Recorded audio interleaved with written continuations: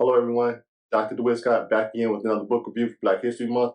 And the book that I'm reviewing today is a book entitled The Revolt of the Black Athlete by Dr. Harry Edwards. And Dr. Harry Edwards, at the time of this book, when it was published in 1970, he was a professor at San Jose State.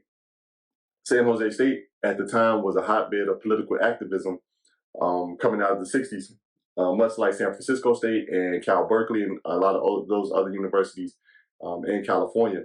But as a professor and scholar at San Jose State, he was widely recognized as the person who sort of organized and led the boycott of black athletes from the 1968 Olympics.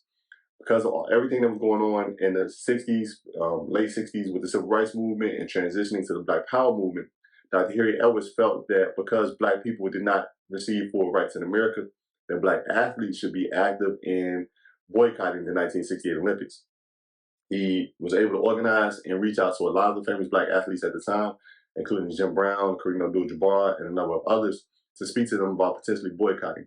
Unfortunately, Martin Luther King was killed in April of 1968. That took some of the steam out of the potential boycott from the Summer Olympics in 1968, and some black athletes decided to go, some did not.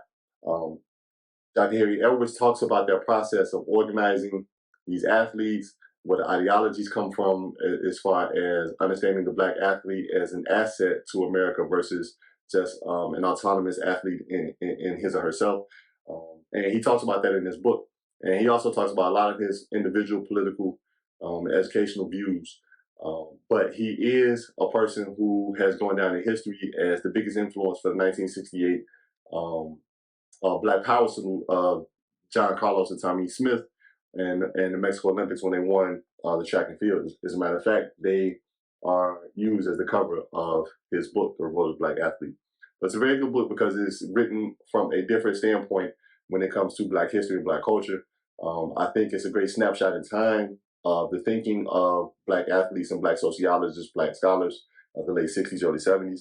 So I recommend it to anybody who wants to get a sort of nuanced understanding of athletics, black culture, rebellion, revolution, and revolt. So please take a look, check it out, spread the word. The Revolt of the Black Athlete by Dr. Harry Edwards.